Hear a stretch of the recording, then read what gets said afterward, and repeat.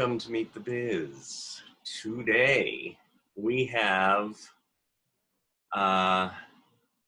this is a man who brings me so much joy, and to me, the whole world so much joy just by being Bruce. He has that certain kind of effect on people, and I have to say, this morning I was talking to my mom and I told her that I was interviewing Bruce, and she said, "Say hi to Brucey for me." So she loves you. And he's a writer, he's an actor, he does stand-up, he's been seen on RuPaul's Drag Race, of course, the Hollywood Squares. He has one of the biggest hearts. Thank you. Okay, we know who Bruce is. Bruce Vilanch. That's why I wore this, because yeah. Jewish mothers love me. What can I say? Hey, sure do. I am wearing a T-shirt because you are the T-shirt king. I speak my truth. I love it. Exactly. Isn't that great? This was actually from the Jamie Brewer's play on Broadway. Ah. Oh my goodness! What Amy and the Orphans? Ah. At the roundabout. So. I'm always afraid to wear shirts that say things like that, because I'm afraid people will come up to me on the street and go, "I don't give a shit about your truth." Right. And I thought, who needs rejection from strangers? I can get that from friends. Right. Or strangers in the night. Or family. Yeah, exactly. And thank you, by the way. What was it? I lose track of time. A year or two ago, when you were the host of the fundraiser for Meet the Biz at the I did. That was where I met your mother, I believe. Yes, it was. After which, the Golden Night. Oh, yeah, it was great. It was a great show. It's Jamie Brewer. I screwed up her name that night, and I will never live myself down because everybody else knew it. And I was reading it off a card because I was new. Oh, yeah, right. You knew. I'm new. What? Sorry, I'm the new girl. The new girl. I'll play with my hair now. There. Oh, who wouldn't take career advice from somebody with this hairdo? Today, we're learning how to fluff our hair. Fluffing. Okay, a little this way, a little that way. I have to say, when I was 17, very. My brother. Long time ago, but I know. My brother introduced me to you through a show. I would always go up to in Reno, Nevada. Yeah. I have this. Don't you have a cup like this? I think I do, yeah. But, I mean, a lot of penguins having fun. Yes. The other March penguin. I am right. So my brother introduced me to different shows and movies, and of course, that HBO special, the Bette Midler Show. Ah, yeah. And this. And the album. Yes. I know. Does everybody know what an album is? That's scary. At this point, it's hard. Familiar photo. I haven't looked at it in ages, but yeah. Well, I had it. I still have albums. I used to collect them, and then I realized one of my favorite parts of that show was coming from your soul. Oh, well, thanks. And hers. And hers. I mean, I've been collaborating with Bette for 50 years. Oh my goodness. Home Alone. And I mean, Home Alone, contemplating 50 years. Yeah, of Bette. And it goes on. We're still doing it, but that was a great one. It was. It really was. And like you said, you keep on. You make friends at the beginning, and you work with them, and you keep them throughout the years, huh? Yeah, I do. Yes, I do. I'm that sort. But I think I'm like that with cars and houses. I mean, I find something I like, and I keep it forever. I love it. Yeah. So yeah, that's it's been good. I mean, look, there have been a lot of one-off relationships. Don't fool yourself, No. because it's a weird business filled with insecure people who think it's all going to end overnight, and for some of them it does, and that tends to make a lot of them squirrely and not necessarily and uh, uh, floating from flower to flower, looking to be pollinated by somebody else. What is your advice for people to keep their career going? Uh, you just would say yes. You have to say yes to a lot of stuff, and some of it won't work out, and some of it will. But I just think you have to always keep in mind what you really want to do, what makes you happy, where you find your joy. Ooh. Marie Kondo. Uh, and ignore the stuff unless you're in a circumstance where you have to. If you need the money, or if you have some kind of responsibility that has to be addressed, then you do that. But and you just have to keep showing up. You just have to let people know that you are there, uh, and what you do has value. I mean, that will demonstrate to them that what you do has value. The fact that you keep showing up. Well, I mean, the value that you have brought to Yeah, what my brain goes to the human race, because God. I mean, seriously, I mean, you have not just written for Bet and Cher and Billy Crystal and Robin Williams and Lily Tomlin. You write. I mean, you've written. I looked at the. I knew that you wrote for the Oscars, but I was like looking. I wrote. I mean, the Academy Awards, the Tony Awards, the Grammy Awards. I am the EGOT of award show writers. I've written them all: the Emmys, the Grammys, the Oscars, the Tonys, and a whole lot of others that haven't made it to that pantheon of award show madness. What is it about that you like? Why do you like doing that? Well, it's something I kind of fell into because I was a journalist. I mean, I was an actor and I was a journalist, and I was writing. I started writing for Bet at the beginning, and I began writing for other people as a result of that. And so I was writing for a lot of people who had a persona that that you could write for. They had a stage character. And so when I came out, in 1975, I came out here to Hollywood with the Manhattan Transfer, which was a group that Bet's Dresser's brother, Tim Hauser, had started. And I worked with them on their act. And then we sold a television show, a TV series. It was a summer TV series replacing Cher, and who I'd also written for. And so I came out here on a leave of absence to write the transfer show, and I stayed. And what happened right about then was variety television began to die because cable came in. And when I came out here, there was the Carol Burnett show and the Dean Martin show and the Mac Davis show, the Andy Williams show. All those things went away because you could get that kind of stuff on cable 24/7. And it was also kind of an old school of entertainment. And cable was giving you uncensored new school stuff. So if you wanted to see Madonna's concert, you could see it on HBO.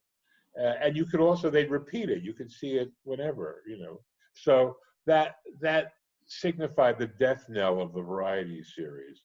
And also SNL came on at the same time, and they were late at night, and they were doing stuff that the cable more or less were doing. And so you couldn't really compete because the audience that was interested in that was either very square and old, or they were very young and hip, and they didn't want what you were doing would never come up to their level of sophistication, for a better word. Anyway, what happened was the variety format segued into event programming. It became award shows, specials, tributes, all that kind of stuff. And because I wrote for people specifically when they were being themselves on stage or their character that they had used on stage, I could write for those shows because I wasn't constructing, dialogue. I wasn't constructing long line plots, that kind of stuff. So suddenly there was a market for that. So I began writing a lot of that kind of stuff. And it was never an intention of mine, but I fell into it. And I always say playwrights or screenwriters who just focus on that have a much more difficult job in that they have to create the characters and make the characters live. And I'm already handed a character. When Billy Crystal comes on stage, there's a person Billy Crystal is when he's on stage. Yeah. Lily Tomlin, we had to invent a person for Lily to be because she was always characters. The same with Whoopi. Whoopi was characters, and they were actresses who did character stuff and then had to find a stage persona for themselves to be when they were just being themselves. And so I was a part of all of that. And it just seemed to fit at the time. It was, I don't know what would have happened. I keep saying I would have become Neil Simon, but I didn't. I mean, it never. I mean, I wrote a lot of screenplays that didn't get made and all of that, but this stuff kept happening, and it continues to happen. So you said yes. So I said yes. But then after 20 years of that, I suddenly became an on-screen presence with Hollywood Squares. Right. And I was a head writer, and they put me into the square to the left of Whoopi, if that's possible. And we were there. I think they thought I would tame her, but they didn't realize that that you stuck in the. Well, they didn't realize that she was really a Jewish gay guy, and I'm really a black woman. Ask anybody who slept with me; they'll tell you. But it just I kind of inherited the Paul Lynde Square. And worked that for 6 years, and as a result, I was on TV every night, and so I became a famous person. Do you enjoy being in front of the camera or behind? Oh yeah, that was what I always wanted to do. I mean, I was a child actor. I was never a child star, or we'd be having this conversation in rehab. Right. But I always was performing, and so yeah, it was what I really wanted to do. The writing is very lonely. Even the kind of writing I do, which is largely collaborative. Yeah. You work with a room full of people a lot of the time. But at some point you are forced to sit down and face the blank screen. It used to be the blank page, but I'm so au courant. It's the blank screen. Right. Now. Yeah. And so that's kind of lonely, and you're the only one laughing when you write something funny until you hear it performed. And when you're performing, you hear it all the time if it's funny. And you get that instant gratification, which I enjoy. Right, I don't know about the rest of you. Instant gratification suits me fine. But it's also fun to write. I find that when I'm writing and I'm really into it, I get into what I call the alpha state, which is where you kind of zone out everything else that's going on. And you are into the moment of what you're doing, or into the characters you're writing, or into the story you're writing. And I think that's what all real writers experience. And a lot of them will go to extremes to get to the alpha state. I mean, Misery is about a guy who goes and has to go to a cabin in the middle of nowhere to sit down and write these romance novels. Fortunately, I've not taken it that far. I don't know. I mean, I don't know Stephen King. I've met him once, but I don't know if that's actually how he works. If he has a place up in Castle Rock that he goes to, and there are guard dogs who look like Cujo, and nobody's allowed in until he finishes whatever he's doing. He writes an awful lot. He's incredibly prolific. So, I mean, people who are like that, I wonder what the rest of their lives are like, if there is a rest of their life. I don't know. But I know I'm a very social person, and and I think that probably not work for me. So I have to create that alpha zone for myself. I think too, the mix of being social and also being focused on the writing makes you who you are. I mean, the other reason I wore the Speak the Truth is I remember when you did the class years ago, the Meet the Biz class at the Inclusion Films. Yeah. And it hit me that that night, how honest and just whatever you were asked, you answered it. You just said what was on your mind. It's like, what the fuck? You know? Well, that's partially a function of being an older blonde. Well, well, it was like, you might as well. I mean, you might as well take the liberty of saying what you think, because a lot of times you're going to be aged out of things. I mean, the ageism is terrible. I mean, unless you're iconic, which I have the fortune of sort of being iconic in certain circles, but it's very difficult. I mean, they don't get your references, and so you have to bone up on what they would get in order to make it doesn't make sense to me. I mean, here we have like gold, with the people who happen to get older, which hopefully we all will, and people saying no, a lot of. The irony is I always felt that way. When I was younger, I always venerated the people who'd gone before, and I was fascinated, and I seemed to run with a crowd that felt the same way. We all were more interested in what was going on with the people before us. And as I've gotten older, I've sensed a shift, and that may just be the way of things. Yeah. That younger people, but it seems to me that younger people today aren't really all that interested in what happened before. If it didn't happen to them, it didn't happen. I think that the internet and social media has created narcissism central, and everybody it's all about me, and it's all about taking pictures of me and posting those, and they disappear. I mean, it just shows you just how transitory it is. Yeah. Somebody's made $1 billion inventing a system for pictures that will disappear. Just this moment, boom. Well, I mean, here we are.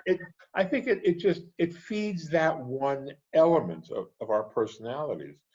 It overfeeds it, and I think that's the result of it. But what just if I can go on for a minute. Yeah. Go on. As a writer, what I've noticed is it's very difficult to write contemporary stories because they all involve people staring at screens. And one of the reasons I think we're seeing this tremendous interest in period stuff, in anything that went in Game of Thrones, these are all things that let us use old plot devices that don't work anymore in the real world because we don't live that way anymore. I mean, to do a mystery where somebody didn't know where somebody else was, or a mistaken identity, when anybody can go Google anything, I mean, that kills the story. So let's do something set in a period where that doesn't apply. And occasionally you'll find somebody taking the challenge and creating something like Knives Out, which is a traditional mystery that's set in a contemporary setting, but uses all of the old tropes, and that in fact makes fun of them. So I think that was part of the reason why it was such a success. Anyway, okay. No, I love it. I've shot my wad on that. No, I love it. Brilliant. Yeah, it's why. What is, by the way, you mentioned joy. What is your biggest joy? I can't say here. No. It's pretty big. Oh. I don't know. I mean, I guess I'm making people laugh, I suppose. It's something I've been doing since I was a kid, and I don't, anything that gives you that feeling of well-being and the sense that the world isn't going to end, especially right now when the world is actually ending. So, yeah, I feel like we're in an extended miniseries of On the Beach, which is a reference that younger people won't get, but they should look it up because it's very relevant right now.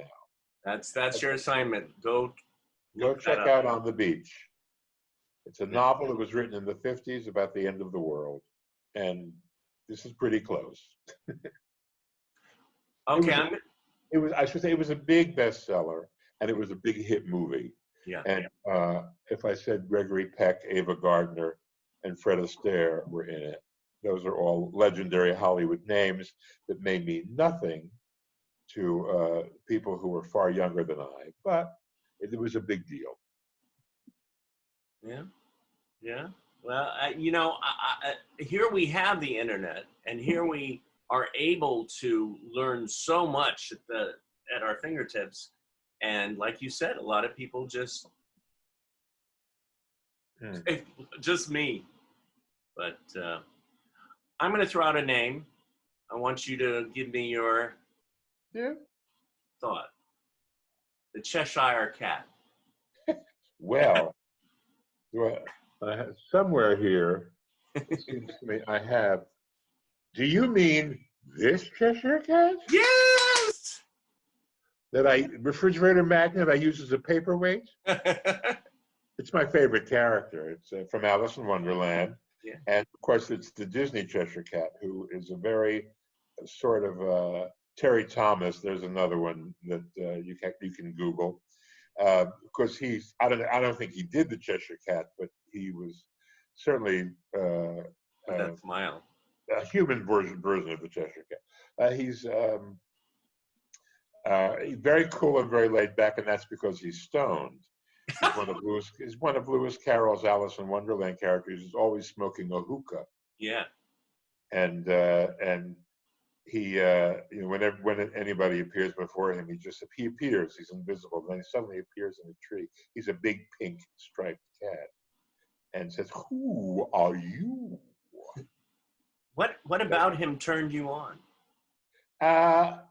His laid back coolness and his implacability. Nothing in Wonderland fazed him. And he could come and go at will. He was invisible. He could disappear, and he was pink. I was attracted to pink, and not in the Larry Flint hustler way, right. But I was attracted to all. I don't know. The color just got me. It does to this day. I mean, I'm not crazy with pink. Right. It's like I don't have a pink house. Jane Mansfield had that. Yeah. He had the Pink Palace on Sunset. But and she had the one in, well, never mind. But that's why do you bring him up? Did I mention him to you? Well, I remember we hung out one day, and I saw that magnet, and I saw and I know that you love the Cheshire Cat, so I brought it up. It's like, I wonder what about the Cheshire Cat? Because I have a few things. They're not near me now.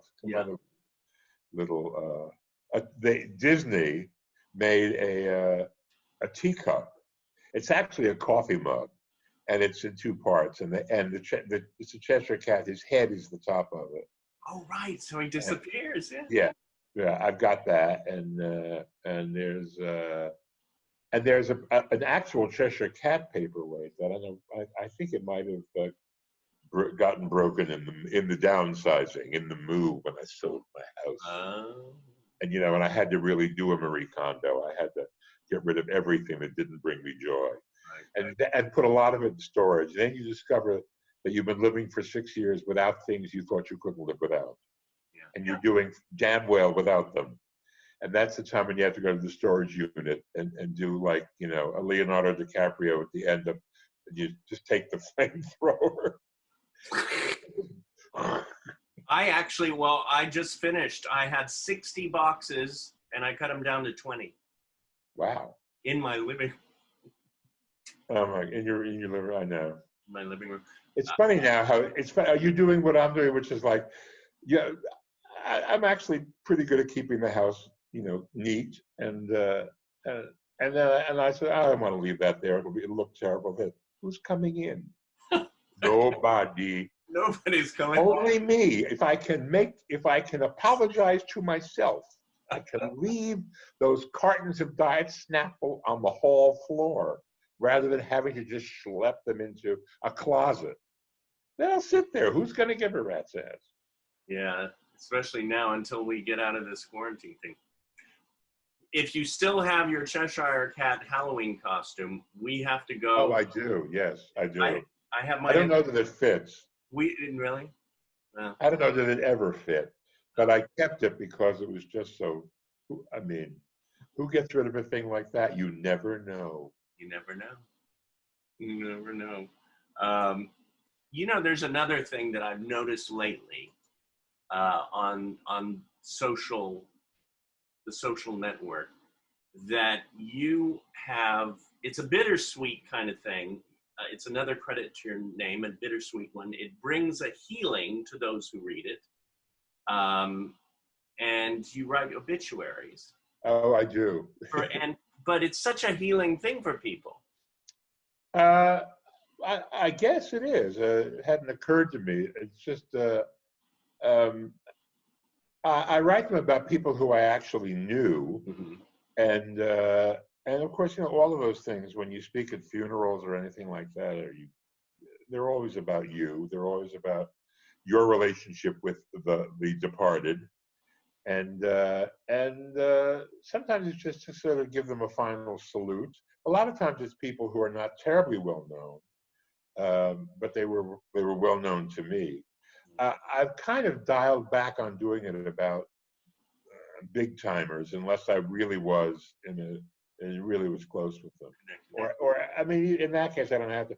What I notice is anytime anybody famous dies, everybody has a picture that now they have a selfie that they cajoled out of them. Yeah. At on some red carpet or at some reception or at a stage door, and it's always them and this person with that frozen smile. Right. Like not really happy to be in the picture, but not wanting to say no. And I said, when Joan Rivers died, every motherfucker on the planet had a picture of themselves with Joan Rivers, because she would always say yes, and so they're all posting these things like, yeah, my pal Joan. And what was sad was that even people who actually did know her and work with her, they had to post. I mean, and I thought, okay, well, that's it. I'm not writing anything about Joan, and I don't think I did, or I don't do it as much lately. But it's interesting too, because a lot of people I would read. Sometimes it's like, I want you to write one about me. So I was thinking, in 42 years, I want you to write one about me. All right, you're on. Okay. You're on. I was thinking about. I mean, some of them say, "Oh, that's a sweet remembrance and all that." So it is. There won't be a chance to remember anything more with them. So you might as well do it while it's hot. Right. I do have to say that just knowing you, it was interesting because the first time I met you, it's like, Bruce Vilanch. And I think it was me too, because, coming to Hollywood from a little town, you're sort of like, oh, that, just, especially for the first year. But then I just got over myself, or I sort of learned about, oh yeah, okay. And I learned about this connection with people. And you really, throughout the years, you've taught me it's okay to be me. Even though I am sort of shutting off what I'm saying here with a shirt or something. Well, I'll talk to the therapist about that. But I just thank you for that, because you do that more than well, thanks. Thank you. I think it came to me from Bette Midler. I was she said in this movie they made about me called Get Bruce. I love that. Produced by Harvey Weinstein, who never laid a hand on me. I want to have a hashtag why not me. There I was with the bathrobe open, ready, but